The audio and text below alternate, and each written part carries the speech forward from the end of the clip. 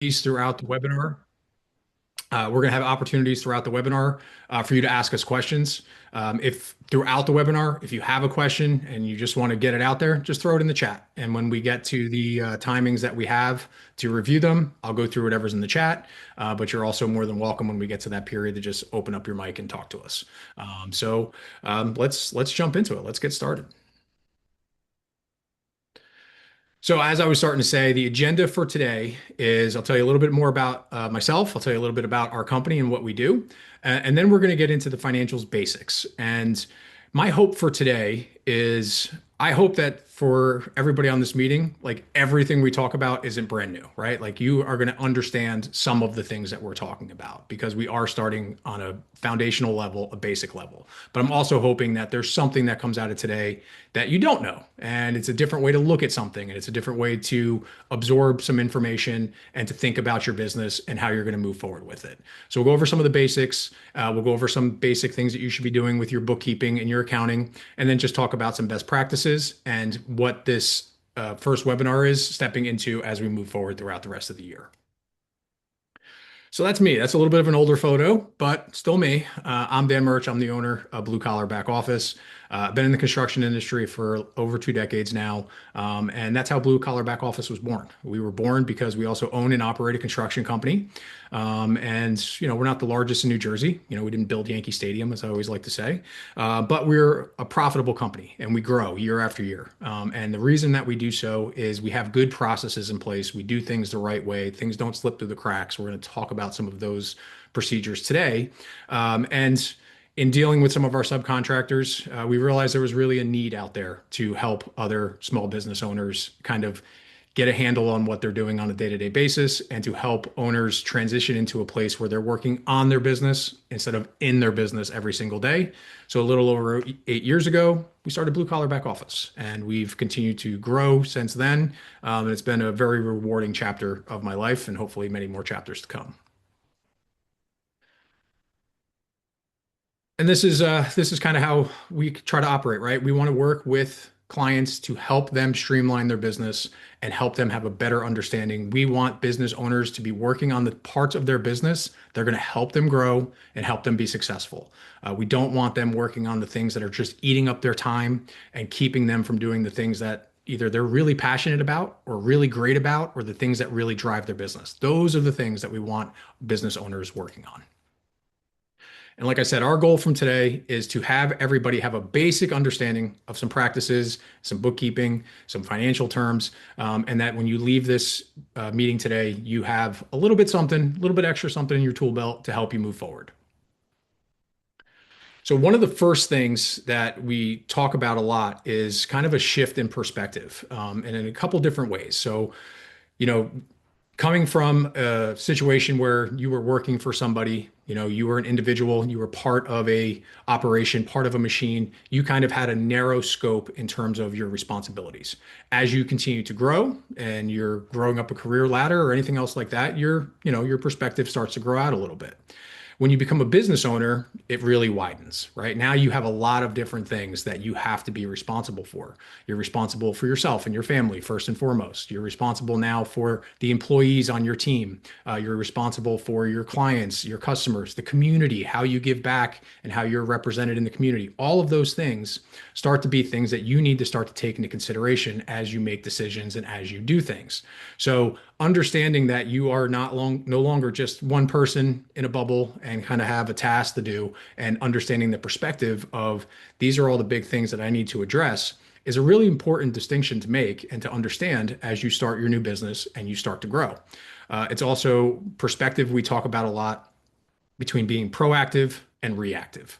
So as we'll discuss as we go throughout the webinar, you want to try to get to a position where you can start to be proactive in your business. You get to start to make decisions about how things are going to happen because you have good financial information. You can start to forecast, you can start to do some of those things instead of just reacting to everything that happens and just putting out the fires and always dealing with things in the past.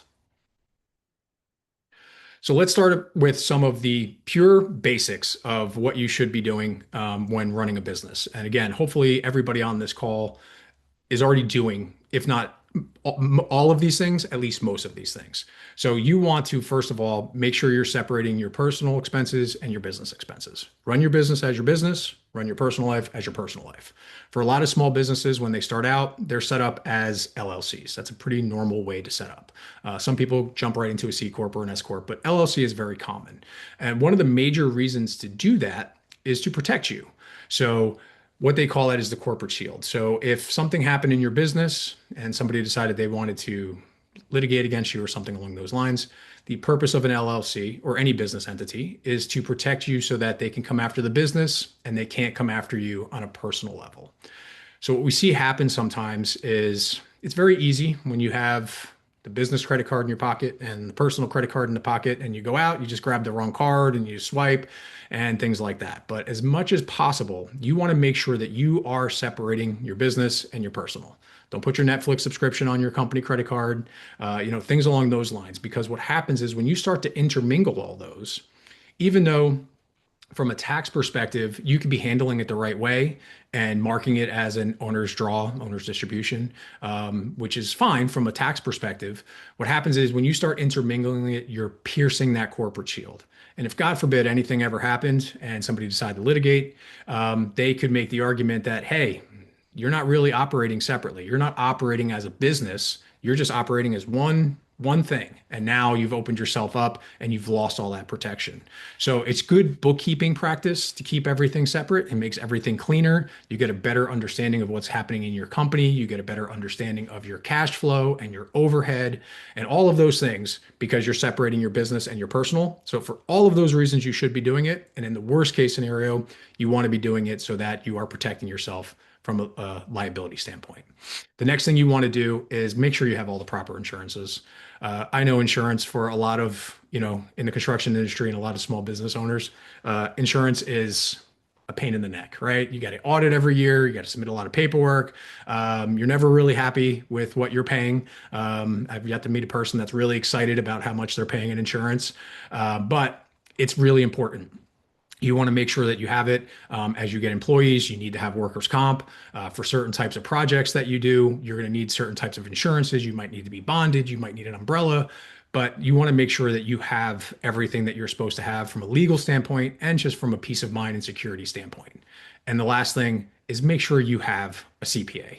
You're starting a business. You don't want to, just be having a cousin who does it on the side or running down to the mall and setting up at one of those tax preparer kiosks or something like that. Work with a CPA, work with somebody who understands businesses, tax requirements, knows what's happening, what's changing. Every year, something changes. There's always something that's changing every single year. So be working with somebody who understands all those things and can help guide you in the right direction.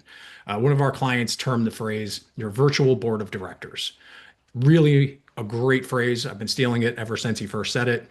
But the idea is this, like surround yourself with experts. So don't try to be the expert in every single thing because it's not a realistic, thing to do. So instead, surround yourself with a bunch of people who are really, really good at their particular area and they have these expertise. And when you need help, you have somebody that you can work with. Build those relationships because they really pay off as your company continues to grow.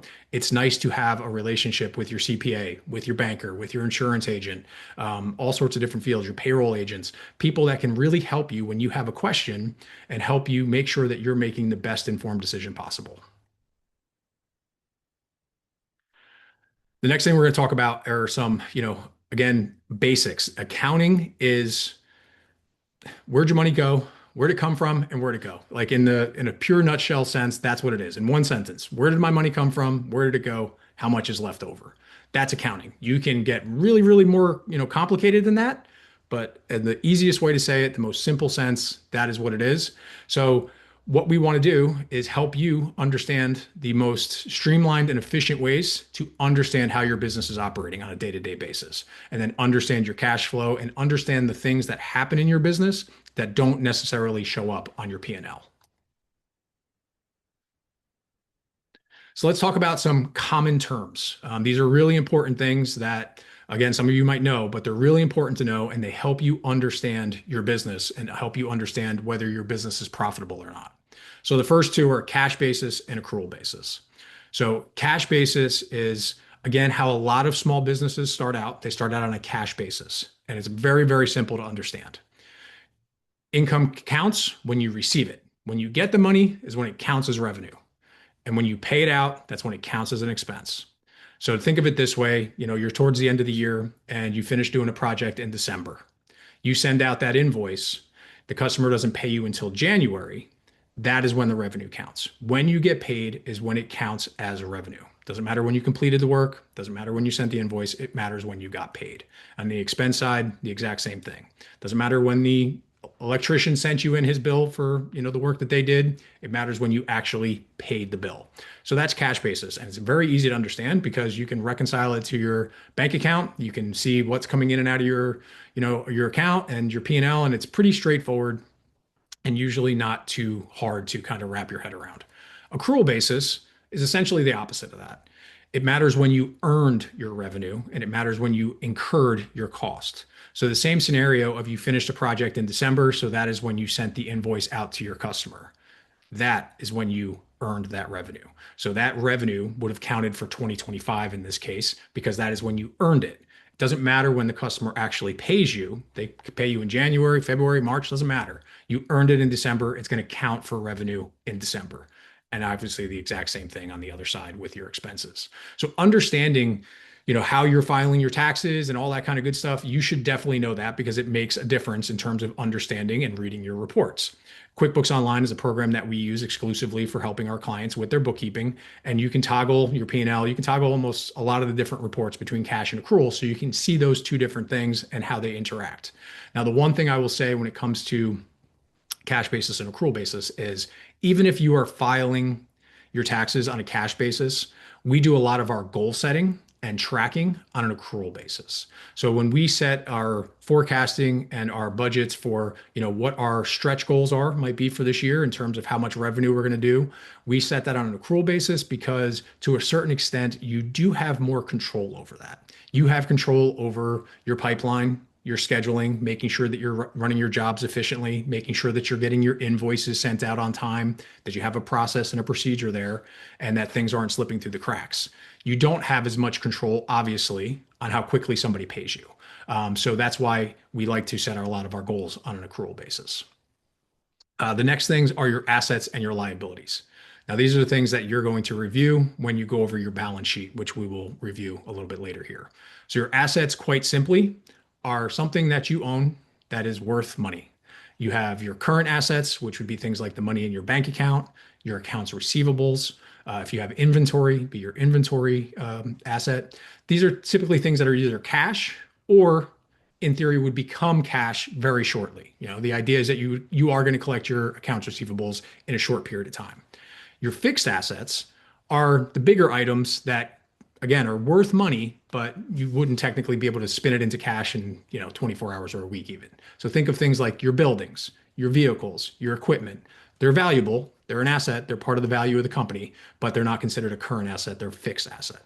And then your liabilities are the opposite. So it would be things like the accounts payables, the money that you owe, your credit cards, tax liabilities for payroll or sales tax. Those are all the things that you have to pay out. Those would be your current liabilities, payments that you're going to have to make in a short period of time. If you have a line of credit, something like that. Your long-term liabilities are monies that you owe, but it's over, just like it sounds like, a longer period of time. So think of things like your finance on your vehicles or equipment, your mortgage, notes payable, long-term loans, things like that would be falling under your long-term liabilities. Now, your working capital is the difference between your current assets and your current liabilities. So understanding what's kind of happening presently, the difference between those two numbers is your working capital. And if you go to a bank or you're trying to get a loan, that's something that they look at quite a bit. They want to know how much cushion you have in the business. If I was to collect all the money that I'm owed and I had to pay out all the money that I owe today, what's that difference? What's that balance? What's that delta? And so you're trying to get to a good working ratio. Depending on your company and what size you are, that number, can vary. But for the most part, the basement that everybody should be shooting for is a 1.5 ratio. So that's essentially saying for every $100,000 that I have in current liabilities, I have $150,000 in current assets. And obviously, as those numbers grow, that spread in between mixes. So you want to understand what your working capital is so that you have a good idea of, on a day-to-day basis, how stable is my company. The next thing that we always talk about, these three things are all grouped together, really. These are from your P&L. That's your gross profit, your overhead, and your net profit. So let's talk about where you kind of get all of those. So at the top of your P&L, you're going to have your income, and right below it, what you should have is your cost of goods sold. So those are the expenses that you're incurring because you're doing work. If you weren't doing the work, you wouldn't be incurring that expense. So think of going to Home Depot to pick up, lumber, pick up decking.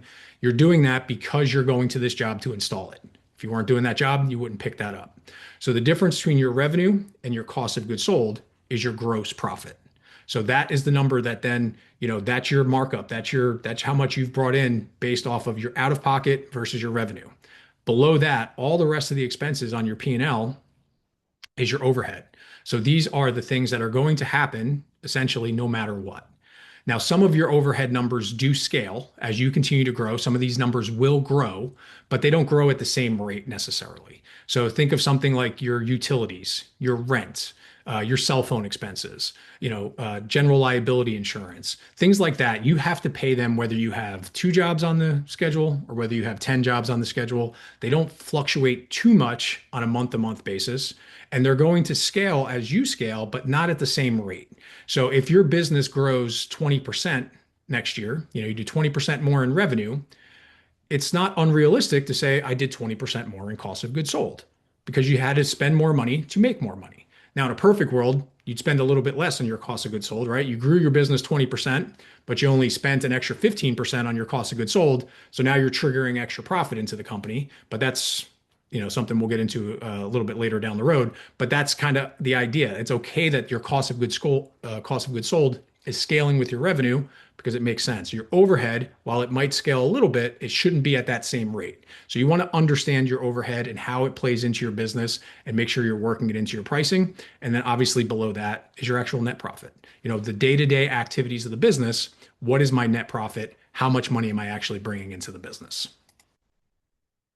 So this is a P&L. And again, it is, pretty easy to understand. Your income's at the top, and then right below it, you get to your cost of goods sold and you get to your gross profit. And now below here is your expenses. Now, the reason why I share this P&L is because if you look at this P&L and everything laid out exactly where it is, you get to your bottom line number. Now, Yeah, can you zoom in on that a little bit? I don't know that I can. Nope, Oh, all right. I can't. Sorry. No problem. It's just, yeah. Okay. Sorry to interrupt you. No, that's okay. Um, So what you get to is a bottom line of $1,600 is your net income, right? That's how everything kind of shakes out as you get to it. Now, this is just a report pulled from a sample company that QuickBooks has, and they put together a landscaping company. The reason why I like to show this is why the bottom line is correct.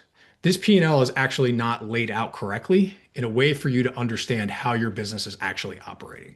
Because if you look over here, and again, I know it's small, we'll work on getting this a little bit bigger for the next presentation, is you have some items here under expenses, which again is supposed to be your overhead. You have equipment rental, you have job materials, you have all of these things lumped into your expenses instead of lumped into your cost of goods sold. Now, the reason why that's not the right way to do it is that when you are reviewing your business and you're understanding what your gross profit is and what your gross profit percentages are, those numbers are all going to be skewed because you have cost of goods sold mixed into your overhead instead of where it's supposed to be. And the same thing when you're calculating what your overhead is and trying to make sure that you're building it properly into your pricing and building it properly into your job costing, those numbers are going to be skewed because you have a lot of cost of goods sold mixed into your overhead expenses. So none of the moving around of these parts will make any difference to this bottom line because those expenses are what they are. But it's an example of how you can be doing something to like kind of the bare minimum of making sure that I'm getting to the right bottom number, but you want to make sure you're doing something correctly and right to be getting the most information out of it that you possibly can. So if your P&L looks like something like this, you are ahead of the game in terms of how a lot of people are running and operating and understanding their business. But there are still things that you can be doing to kind of grow and expand out on how you're understanding your business. And then this is your balance sheet. And just like we talked about, you have your assets first, in terms of your accounts receivables, inventory, things like that, making up your current assets. Then you have your fixed assets, so you have your total assets. Now you get to your liabilities. Again, you have the current AP, credit cards, things like that before you get to your long term, which is your notes payable. Now, balance sheet, like it says in the name, has to balance out. So, whatever the difference is between your assets and your liability, it's going to be made up for in your equity. So, the equity is what you own in the company, just keeping it nice and simple. So, if you have positive equity, that means you have more assets that you do liability. And if everything was to zero out, money would get put into your pocket and you have equity in the company.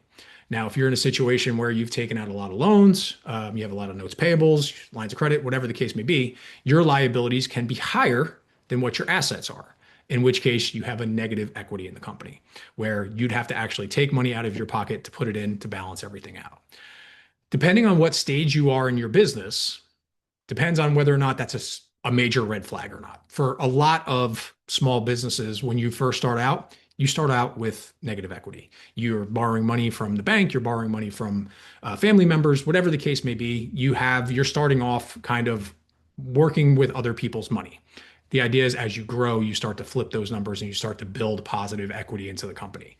So it's not a, immediately a horrible bad thing because you have negative equity at the moment. You need to understand why you have it. You could be going through a growth period where you've decided to take out loans to purchase new equipment, whatever the case may be. But understanding how to read your balance sheet is really important. It gives you a nice snapshot of what is happening in your business. And something, like I said, if you ever go to a bank or you go to somebody else, this is definitely something that they're going to be looking at.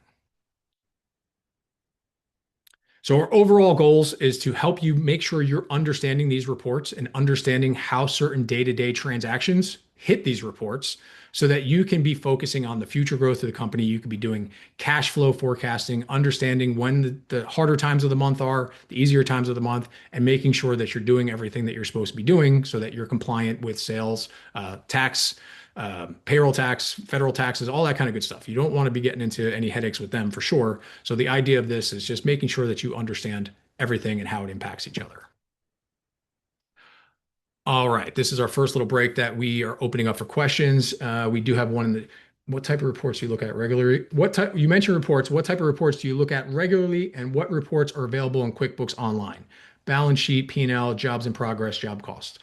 Great question, Warren. So, certain depends on how your business is run, but at a bare minimum, when we put together our financials packet at the end of each month for our customers, there's typically at least these basic reports in there. You want your P&L, you want your balance sheet, you want a cash flow report, you want accounts receivable aging, and you want accounts payables aging. If you're only going to look at five reports, those are the five you should look at because it's going to tell you everything that happened in your business in the past month and kind of the overall financial health of your business. So for P&L and balance sheet, it's all the reasons we just spoke about. Cash flow is the report that you can pull out of QuickBooks Online for your cash flow. I don't love it on a detailed level. I'll be perfectly honest with you, but there's a couple buckets. It gives you these headings of how much money did I bring in an operational standpoint? Was it positive or negative? From a financing standpoint, was my cash flow positive or negative? And from an investment standpoint, positive or negative, and just overall, right? So understanding the decisions that I made and how it impacted my cash flow for the month is really very valuable. And then accounts receivable and accounts payables for kind of obvious reasons. Want to make sure that we're staying on top of how often we're getting paid, who owes us money, who do we owe money to, making sure that we're paying our bills on time, making sure that we're getting paid on time. So that's like a bare minimum on a monthly basis. Now, I do recommend that you do this on a more frequent basis. So for us, when we run our business, my business partner and I, Anthony, every Thursday morning we get together and we review what's happening in our business. It'd be the same as if we had a doctor's appointment, right? It doesn't get missed. So every Thursday we review everything that's happening, our bank accounts, our balances, our works in progress, make sure that every job that's been completed in the past 7 days has been invoiced and sent out to the client. We review our accounts payables, make sure that we're on top of those, review our pipeline for what's coming up next. So every Thursday morning, I know exactly what's going on with my business and I know what the next week at the bare minimum is going to look like, but usually a lot farther than that. So if you're running a construction company and you have a pipeline and you're working multiple jobs at once, you should be reviewing these numbers on a weekly basis at a bare minimum. The types of projects that you're running, if they're longer term projects, reviewing your budget versus actuals and understanding, I've spent X amount of dollars. I've spent 50% of my labor budget, how much I thought I was going to spend in labor. Where am I on the job? How does that actually relate to the real world? Does the job 50% done or am I getting myself behind? So doing all of those things on a weekly basis is what I recommend. And process equals profit. So when you have these processes in place and they're easy and they're repeatable and you do them every single week, you start to get positive results. Because that's like the biggest thing is just giving money away. We work with a lot of subcontractors on the construction side who just forget to send us bills. Like they just forget. They do work and they don't send it to us. And then we're calling them and we're basically begging them like, hey, can you get us your bill so that we can, wrap up our month and finish our job costing and everything along those lines? But there's a lot of people out there that aren't going to do that aren't going to call and remind you to send an invoice. So, having that process in place to make sure that nothing's slipping through the cracks, that alone helps put you in a better spot and help you sleep better too, because you're going to know kind of what's going on with your business and what the next week and couple weeks looks like. Um, you mentioned who owes you money. What system do you recommend for billing and staying on track so you don't fall behind? So it really depends on the type of business that you are and what types of projects you run. So for just pure, if you're running projects and doing construction projects and you're running, a handful of jobs at a time, QuickBooks Online is great. You can do estimates, you can do progress invoicing, you can run projects inside the system to keep track of, how the job is coming along.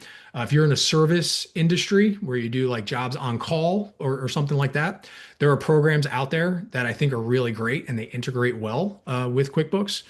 Service Fusion, Service Titan, there's a couple different programs out there that are great with that allow you to be on top of your on-calls and your maintenance and things like that. Depending again, if you're in some kind of subscription based, for lack of a better word, industry. I'm thinking right now of a client of ours that does water conditioners, and it's monthly subscriptions that they have to pay. QuickBooks is great for that because you can set up recurring transactions, recurring invoices that automatically go out to the client, whatever time frame that you sent. Same thing with sales receipts. You can receive payments through QuickBooks. There's a lot of programs out there that have merchant services built in. So taking advantage of those and using those really help. The easier you make it for somebody to pay you, the quicker you'll get paid, right? So if your invoice is clear, easy to understand, it's delivered on time, and you give them multiple different options of ways to pay you, you will get paid a lot quicker. If the invoice comes through and it's, kind of not formatted nicely and it doesn't really make sense, or it's very like no information on it whatsoever, and it's just going to go to the bottom of the pile. And you're going to have to kind of keep reaching out to them and communicating with them and hoping to get paid. So with anything, the easier you make something, the quicker you'll get paid.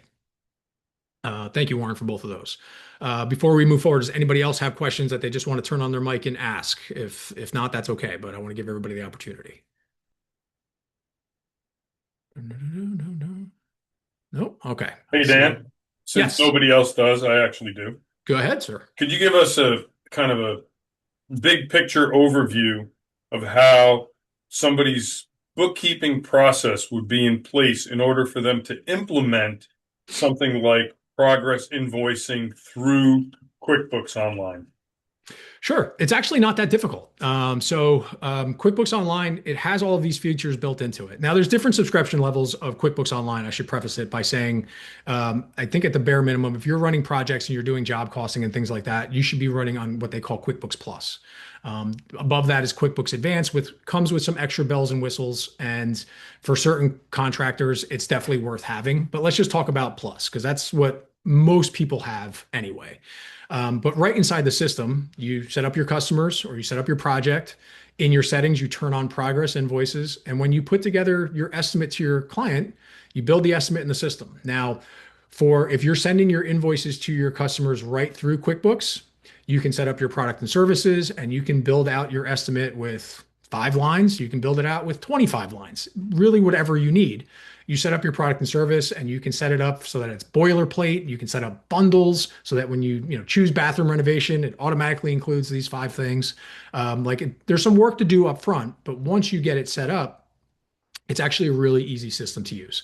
So now you have the estimate set up in the system.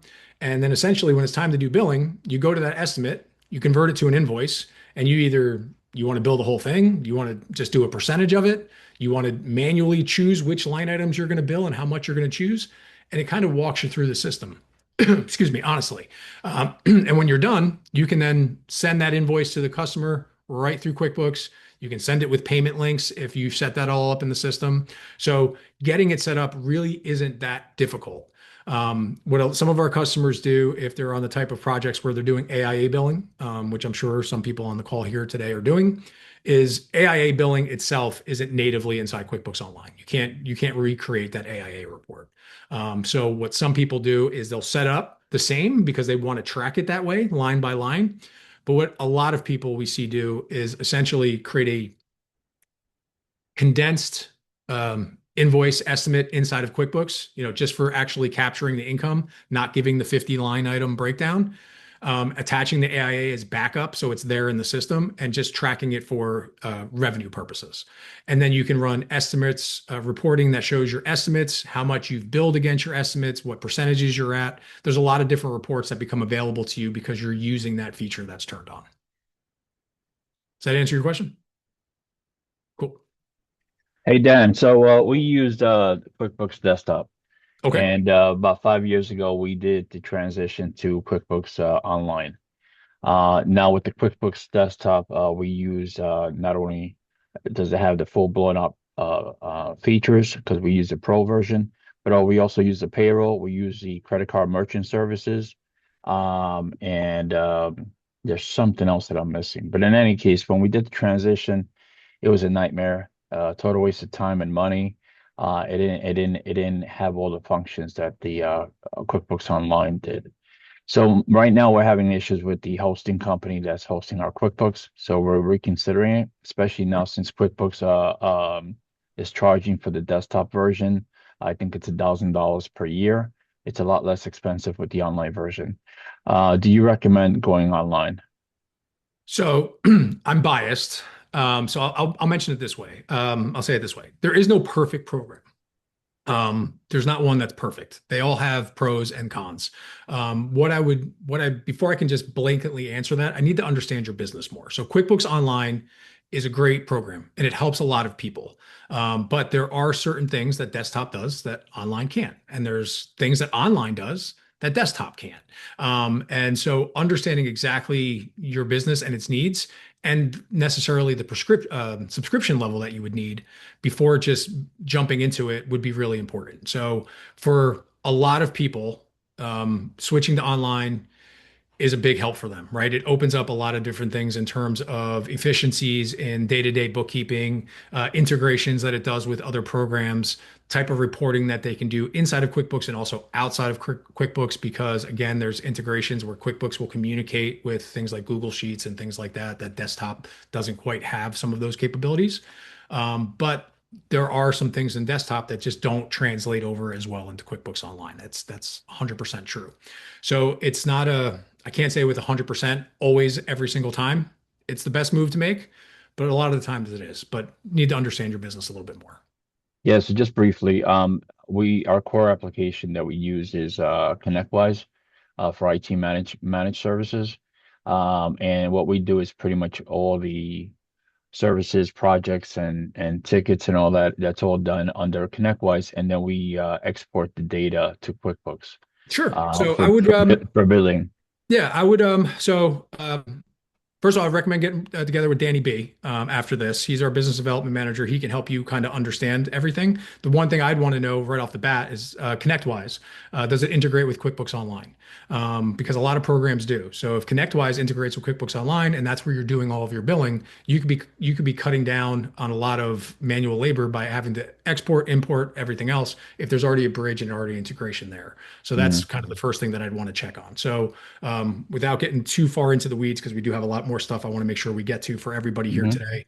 I would say reach out to Danny when the meeting's over, and let's understand your business a little bit more, and we'll go from there. Great, thank you. Thank you.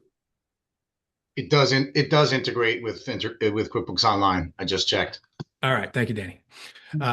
Okay, All right, so let's talk about just the basic bookkeeping, right? We're going to do this just the most basic functions that you should be doing. Again, as we go throughout the year in the rest of our webinar series, we're going to talk about kind of stepping it up, getting a little bit more granular, some of the estimates versus actuals, and all the other fun things that you can do. But right now, if nothing else, this is what should be being done for your bookkeeping. Keeping track of all your income and all your expenses and reconciling your bank accounts and credit cards. I know, again, for some people, that's going to sound like, well, of course, but there's a lot of people out there that aren't kind of doing it. There's a lot of people that are just looking at their bank account and like, hey, there's money in the bank. Things must be going well. That's not necessarily true. Because one of the things that we do see is a company can be profitable, but not reaching their potential, right? You're not as profitable as you potentially could be because you don't have the right processes in place. And we get called in to do cleanups and things like that. And if you're not reconciling your bank accounts every single month and you're not reconciling your credit cards every single month, and at the end of the year, you're just printing off some reports and passing them off to your CPA, and they're using those numbers to file your taxes, sometimes you can really be hurting yourself because depending on how things are being posted in the system, we see this all the time where double entries. You're booking you're receiving the payment here, but then when it comes in, instead of matching it to the received payment, you're booking it as a separate deposit. So now you're doubling up on your income. Or you're booking expenses and you booked it to this credit card, but when it cleared, it came to this credit card. So you posted it in both places and you're double dipping on your expenses. So, doing this exercise of reconciling your accounts every single month, just make sure that you're looking at accurate information. Again, your P&L might not be laid out exactly how it should be in a perfect world. Your balance sheet might not exactly be laid out how it should be in a perfect world, but at least you know the data that's in the system is accurate and reconciled, and your bottom lines should be good. And then once you do all this work, make sure you're actually looking at it. Like Warren's question before, you should be looking at this information every single month. At a bare minimum, that's what you should be doing is reviewing these numbers every single month once the month is closed out. So let's talk about ideal scenario, and some of that we already got into. B always yells at me because I jump ahead and I jump around on the slides. But here we are. First thing we want to do is your estimates, right? It's great for setting clear expectations for your customers. It's great for communicating with your customers, and it's good for you for tracking and understanding your pipeline. So get your estimates into the system, just like we were talking about before in the question area. Now you want to make sure you do your invoicing and track your accounts receivable. So again, we touched on this already, but process equals profit. So have something in place to make sure that nothing is slipping through the cracks. All of these things that we're talking about doing on a weekly basis, once you get into the habit of doing it, it's not even a big time commitment.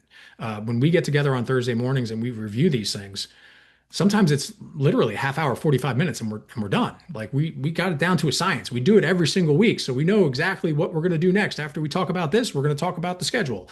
So it becomes like your process and your routine, just like anything else. And it doesn't take up a big time commitment usually. And you understand everything that's going on in your business and you know that you're getting paid. And just as important is you want to make sure you're paying your bills on time. You want to have a good reputation with your vendors, and you don't want to be in a situation where you're the person that they feel like, oh my God, this guy's such a headache. I gotta call him 5 times. I gotta remind them. I gotta get paid. Because here's what happens: it's all connections, it's all relationships in this world, right? So think of it from in your shoes. If you have 2 customers and one of them always pays you on time, and you're making money and they're very easy to work with, right? There's not a lot of bickering back and forth. It's, everybody's acting like an adult in the room, everybody's communicating, and you send out an invoice, 15 to 30 days later, a check shows up in the mail and everything's good. Then you have another customer that you're working with who is constantly beating you up on price down to every penny. You have to send the invoice 4 times. You got to make phone calls. They want to haggle after the fact. They don't want to pay for a change order that they, told you they were going to approve. Now they don't want to pay for it. And this person is just hard to deal with on every single transaction. Well, when something comes up, when there's an emergency and somebody needs a favor, who are you more likely to help? The person that you have this great, easy working relationship with, or the person that is just every time you see their name pop up on your phone, you're like, you just grunt a little bit first before you answer. Well, you don't want to be that person. So it all goes around. So develop good relationships with your vendors and your supply houses. It'll help you as you grow as well. Again, a lot of small business owners, you're starting out COD. You got a credit card to put it on. You got a debit card to put it on. You're going to pay, you're going to have a check on for me when I drop the material on site. the more dependable and reliable you come, you get to start to extend out your credit as well, which helps you kind of smooth out that roller coaster of cash flow because you finish a job, material gets delivered, you now have 30-day payment terms, 45-day payment terms. That gives you a chance to finish the job, get your invoice out to your customer, even if it's a progress invoice, and get paid before you have to pay, right? So that's always something that you want to try to make sure you're getting to a situation where you're paying after you get paid. Some vendors aren't going to allow you to do that. You're going to have to follow their terms, but that's what you're building towards. And you do that by being reliable and being a good payer. Mhm. My grunt sound, Sherry, I looked over and you're asking what the grunt sounds like. My grunt is usually, it also includes some swear words that I can't say if there's children around. So I'd say it quietly to myself. All right. So job costing. So we're going to touch on a little bit today, but it's definitely one of the things that we're going to dive into in our future webinars. So it's tracking your expenses directly to each job. So again, baby stepping this, right? If you're doing your bookkeeping and you're reviewing your P&L each and every single month, that's a great start. If you're a construction company, that's a great start to understanding what's going on with your company as a whole. The next step to take is job costing. And that's as simple as tracking each expense directly to the project that it's for. So instead of just booking your Home Depot receipt to job materials, you're booking it to job materials for the job on Main Street in Rockaway. Like you're directly attaching it to that project so that when the project is over, you can take a look at it and see how you did on that specific project. When you start to do things like that is when your business really opens up and you really have the opportunity to grow and make some big changes, which we'll talk about a little bit how that happened in our business, because you get to analyze your numbers and then prioritize where you're actually making money and how your business can really take off. So again, in our construction company, we started off doing drywall. And for anybody on the call who understands drywall, it is a quantity, not a quality type scenario. You have to do a lot of jobs to make money. It is not a high profit industry. As we grew, we got into doing painting, some trim work, things like that, and kind of went from there. Then we got the opportunity to work in a independent and assisted living facility. First started out doing like living areas, hallways, things like that. Had the opportunity to work doing a renovation of an apartment. Nothing structural, but take out carpet, put in carpet, paint, drywall, spackle, put in new cabinets, things like that. Got the opportunity to do that, kept on doing that. And because we're job costing, we were able to start to see like, hey, this is where we're doing well. We get to send people to the same exact job site every day, helps us control our overhead. We're getting bulk material delivered because now we can have material delivered to handle 3, 4 jobs at a time. So we're getting better reduced rates. But because we're job costing, we're seeing that. We're seeing that this is where we should be focusing our energies. And honestly, it changed our lives. My life is completely different because we were job costing, because we understood the divisions of our company, how we did in drywall, how we did in painting, how we did in what we're calling renovation. It helped us understand where we should be taking our business and where we should be focusing our energies. And now at this point, drywall is honestly the last thing that we do. We do it if somebody that we've had a relationship for a long time asks us to do it. It's not something that we go out and actively look for anymore because it is the lowest profit and the biggest headache. So anything that you can give little less resources to and make more profit is where you want to focus your energy. So again, that's kind of the next step that you want to take with your bookkeeping. And that's when you can really start to make some big leaps and changes in what you're doing with your business. So as I said, you start to understand your difference in projects and your cash flow management. And as I mentioned at the top, the shift from being reactive to being proactive, right? Understanding this is where my business is and this is where I want to take it. This is where I want to be pouring my advertising. This is the types of networking communities that I want to be part of. I want to become part of the Metropolitan Builders Association and the NJBA because it's going to connect me with other people in the construction industry that are going to allow me to get more opportunities where I make a lot of profit. So doing all of this bookkeeping just opens your door to being able to grow in all these other different areas. This is as basic of a job cost report as it gets. And this is an Excel spreadsheet. And for a lot of time, this is what we use for understanding our business. So we have it broken up in the divisions like I'm talking about: sheetrock, painting, construction. And all you're really filling in are these first couple columns, and I'll show you why. So job number, we're going to talk about that next. We highly recommend using unique job numbers. your job type, if you have a salesperson, address, how much you charged, and how much you spent out of pocket directly for that job. All the rest of this is just an Excel formula. Your gross profit, your overhead, which, as we talked about, those are the expenses that are happening no matter what. Now you can see it says overhead 35%. So what does that mean? So what we do, there's many different ways to do this, but what we recommend, because it's really easy and clean and easy to implement in your pricing and in your job costing, is we figure out what your overhead is as a percentage of your cost of goods sold.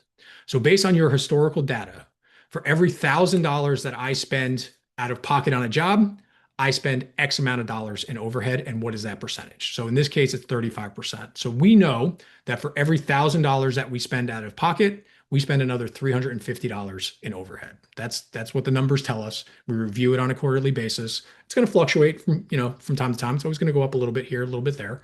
But that's what our number is. So when we job cost, we want to make sure we put that number back in. We want to understand what our overhead impact was for this project before we actually get to our net profit and our net profit percentage. One other key point I want to make sure I point out with overhead, as the owner of your business, and again, if you're set up as an LLC, a lot of times your pay, what you're taking out of the company, isn't hitting your P&L. It's hitting your balance sheet as a equity draw or something along those lines. It's not an expense of the company. It's not going to show up the same way. But your draw, what you're paying yourself as the owner, should be included in your overhead. You should be making sure that you're getting paid. You should be building that into your pricing to make sure that your salary is included in the pricing that you're doing, the same way that you would include your salary for your project managers, the way you would include the screws and everything else that you're going to buy. You want to make sure you're including all of those things. And then when you're job costing, you want to add it back in. So this is it. This is a basic, you're filling in some numbers and the spreadsheet does the rest, but we can say what's happening in our business, where are we making money, where are we losing money. Again, in future webinars, we'll show some really kind of crazy, complicated job cost reports that I love, but this one does the job. This one gets it done. And if you like, if anybody's interested, email Danny B at Blue Collar Back Office, and we'll get you the Excel template. It's just fill in the numbers. I'd love to share it with you guys if it's helpful to you. Hey, Dan. Yeah. In that job cost report, I just want to clarify something. So when you look at the items known as sheetrock and painting, those are really like two separate companies that you're dealing with, right? They're not. No? No, they're for lack of a better word. Let me see if I can get back here. They're, for lack of a better word, divisions of my business, right? Okay, so the Yeah. same company is doing two different types of jobs, Correct. right? And So we under have, those jobs, each one of them has a separate job number, right? So Mhm. under each division, as you call it, right? So you have your sheetrock division, you have your painting division, Mhm. and each job is basically rolled up into that job number of everything that job has entailed, not just painting, or is it only painting? So that's a great question. So the way we set it up is any job that's under sheetrock, that's all we're doing on the job. We're just sheetrocking and spackle, getting to the 1, 2, 3, 4 finish ready for paint. But that's what that job is. It is just the sheetrock portion of that job. The billing for it, the expenses for it, all lives in sheetrock. Same thing with paint. That's all that's living into this number is just the painting, prep, trim, all that kind of good stuff. When you have a job that includes a little bit of everything, because you're renovating a bathroom, you're renovating a basement, whatever the case may be, and there's going to be some sheetrock work, there's going to be some paint work. We pull that into our construction. We pull that into that, or then our construction division, where it's just one project where everything comes in together. We then actually have a separate. It's not shown on this report. We have a separate quote unquote division that is strictly our apartment renovations at the facilities, like I talked about. That's all that division is just the apartments. How many did we do this year? What are our percentages on that? Et cetera, et cetera. Does that answer your question? Yes. Then I have another follow-up question, but I don't want to take you off track. I know this is a limited amount of time we have, but the overhead profit you had said is 35% or 350 on 1,000. Just to be clear, that's in addition to what you spent. Correct. Right. So I just want to be clear because I'm not sure if everybody picked up on that. You're speaking pretty quickly. sorry about that. So let's touch on that because that is important, right? So let's take a look at this job right here at the top. We charge 16,800. Oop, I can't click. I forgot. All right, we charge 16,800. Our Vendor payments. This is how much we spent out of pocket, $9,637. We spent for our sheetrock material, our spackle, our labor, subcontractor. That's what we spent out of pocket to complete that job. Based on her historical data, we know that we generated another $3,373.13 in overhead. It's not actually going to show in QuickBooks. It's not going to show on your P&L that you spent another $3,300 on that job in your overhead. But we know that in theory, that's what we actually did, so that we're getting to our more pure net profit understanding of what happened on that project. In QuickBooks, if you ran a P&L for this job, you're just going to see this number. You're going to see this 7162 because none of the overhead expenses are actually allocated towards the job. They're your overhead. But we want to understand what our actual net profit is after overhead. So that's why we pull it into this report. So this is your actual true net profit on the job. And part of the reason I like to talk about that particular item is because there are ways of changing your profit, your net profit percentage or number by determining what's included in your overhead. Sure. Right? Sure. Yeah, So like is your like I mentioned project before, manager, is your, job super, what are those things that you're allocating to the job cost versus your overhead?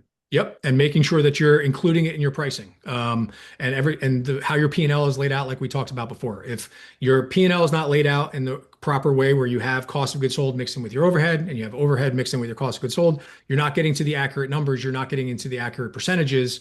A great example is what Warren just said about your project managers. You're paying that salary every single week, essentially, right? So, but how are you building it into your price? How are you making sure that that salary is covered? A great, easy way to do it is understanding your percentages and working it from there. Okay.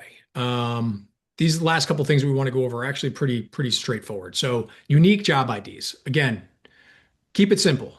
When it's simple, it's easy to repeat. So instead of when you're setting up sub customers in the system or you're setting up projects in the system, whether it's QuickBooks Online or any other program that you're using, we highly recommend you use some kind of unique job ID because you can be doing multiple jobs in the same building over the course of several years or at the same house over the course of several years. So what we find is setting up a job ID just makes it easy for communication. So some people just use a rolling number, 5 digits that just keeps kind of rolling into infinity. Some people like to set it up where something along these lines where it's the year and then the number starts, right? So 22-002, 26-003, 004, 005, etc. How you do it doesn't matter. But what it helps with is your crew leader goes to Home Depot and they ask for the PO number or something like that. You're not trying to communicate a whole long string of address and somebody misunderstands it and types it wrong. 22002. Pretty easy, goes on. And then when it comes through for tracking, again, you know exactly what job it's for. So it's just one of those little tricks to help keep things simple for you. Okay, we're back to another questions, which we've been firing off. And I see, Sherry, you put one in. As a bookkeeper for a construction developer and builder, I had to look at the annual cost of QuickBooks Online versus desktop based on the needs of the companies. Yeah, it's a great point. Like I said, and I think as Ed brought up before, Intuit does now charge subscription costs for desktop, very similar to the way they do for online. For online, there are different subscription levels, and you want to make sure that you're on the subscription level that is appropriate for you. There's what they call essentials, plus, and then advanced. And the difference between plus and advanced is a pretty significant jump. I think right now, Plus is retails at 115 per month, and I believe Advanced retails at 275 a month. So it is a pretty big jump. Now, for some customers, for some companies, it's worth it because it does come with some bells and whistles that are really useful and really helpful. And if you have a lot of people that are working in the company and need access to the QuickBooks account for whatever reason, it comes with more users and things along those lines. Now, the one thing I will say is Intuit is very good with allowing you to upgrade or downgrade your subscription as needed. So if you sign up for a plus and you realize you don't really need it, I want to downgrade to essentials, they let you do it. And they love it when you tell them you want to pay them more money and they let you upgrade. So it's a very easy process. And overall, that's because we don't do payroll. Okay, well, yeah, that's again, like I said before, there is no perfect program. If it existed, when it exists, I hope I'm the one that creates it. But for now, it doesn't exist. But it has QuickBooks Online has a bunch of really great strong points, and desktop is not a bad program by any means. There's just some things that online I think does better. But like I said, I think desktop, there's a couple things that it does better than online too. Any other questions? Okay. So let's talk about some things that you should be using. We've talked about a lot of these things, paid, programs that are out there. In addition to QuickBooks Online and desktop, there's also Xero and Sage, and like, there's a lot of programs out there that have their pros and their cons and the things that they do. The one thing that I would recommend is to use each program for what it's designed to do and what it's best at. There are some programs out there that say they can be your project management software and your accounting software.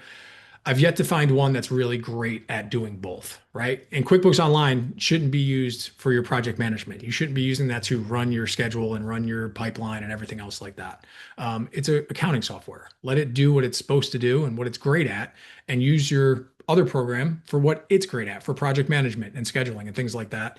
And ideally, you get to a position where the programs that you're using work well with each other, integrate well with each other, and will help make you more efficient. At the bare minimum, there's a lot of programs out there that are free. There's resources out there. You can be using Excel, Google Sheets, YouTube for just finding out how to do things, ChatGPT for asking questions. Like, use the tools that are out there, kind of with the virtual board of directors idea. Don't try to do it all by yourself. Don't try to have everything in your brain for how things need to be done. Use the tools that are out there to help you get the job done. And we'll go through this pretty quickly because I want to give a chance for anybody else to kind of make sure they don't have any questions. But I hope, like I said at the top, that everything in this wasn't completely brand new, but I hope you got something out of it that you didn't have when you came in here today. But we're talking about the basics of your bookkeeping. We're talking about the foundations for where you should be starting. And if you haven't already, please follow us, social media, Instagram, LinkedIn, Facebook. We do post resources throughout the week to try to help keep everybody educated and informed. We will be letting everybody know when the next webinar series will be coming out. And as I said, as we go throughout the year, we're going to keep building on it. So we're going to start talking about more in-depth job costing. We're going to talk about things like WIP reports, depending on the type of company that you are and the type of construction projects you're doing. You might need to be doing some work in progress reports, and it's you're earning your revenue based on your budgets and everything else along those lines. Diving into projects in QuickBooks Online Advanced and estimates versus actuals and the type of really granular, detailed reporting that you can get out of that. And then also understanding some forecasting and things that you get to do because now you have this sound financials, you have this foundation, so you can start being really proactive with your forecasting. So not even just knowing what's going to happen next week, but feeling pretty confident about what's going to happen 6 weeks from now, 6 months from now, because you have this understanding of your business and you start to have these processes in place. So that's what we're building towards as we continue to go. So before we wrap up, I don't want to keep anybody too much longer than they, were expecting to. Does anybody have any other questions or any comments they want to fire off before we wrap up here? Nope. All right. Well, then thank you all very much. I really appreciate you. Like I said, it's not easy to carve out an hour of time on a Thursday afternoon. And I hope you got something out of it. And I hope we see you on the next webinar. Thank you. Thanks so much, Dan. All right. Thanks, Dan. Thank you. All righty. Bye, everyone. Bye-bye. Bye-bye. Thank you. Thanks, Dan.